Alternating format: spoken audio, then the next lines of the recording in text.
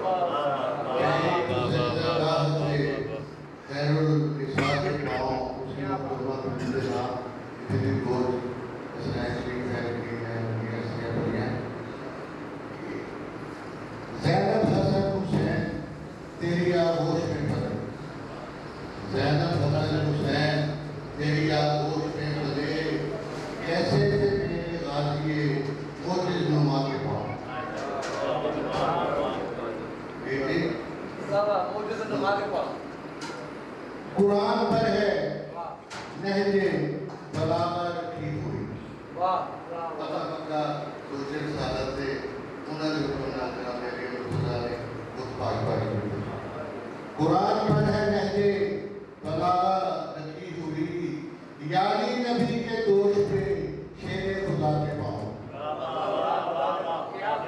यानी नबी के दोष पे शेरे खुदा के पाँव उतरा था मश्क भरने को दरिया में तश्ना लब, फरात होके पीने लगा बावफा के पाँव। फरात होके पीने लगा बावफा के पाँव, बावफा के पाँव।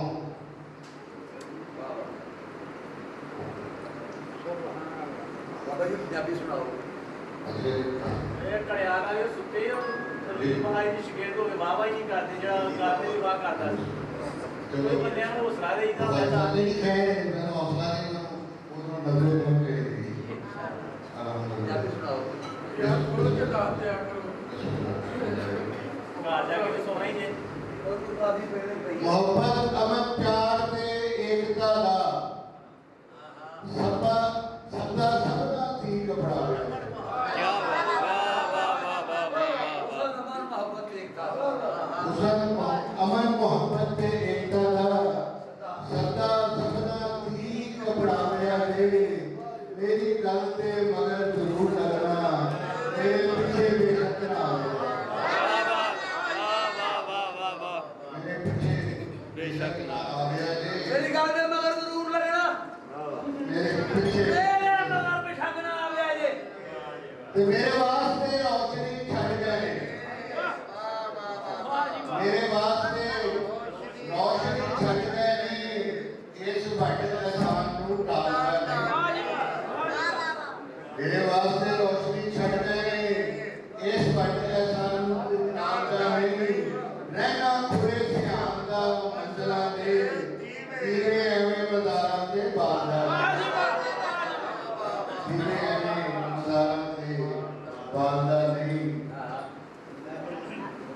दे पीर राना के हमें 2 दिन पहले कुर्बानियां हुई हैं।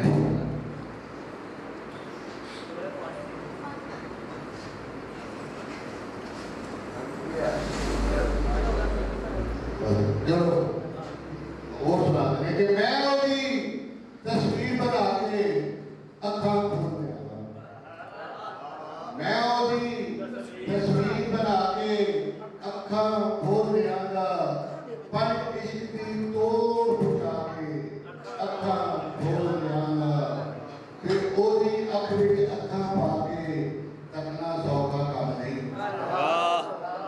ओदी अख विच अखा पा के तकना सौखा काम नहीं। क्या बात, ओदी अख विच अखा पा के अखा खोल दियागा। क्या बात, वाह वाह वाह वाह वाह। ते मैं बेशक सारे जग विच अंदरों बाहरों कुछ, मैं बेशक सारे जग विच अंदरों बाहरों कुछ, पर सब तो सोना याद बना के अखा खोल दिया।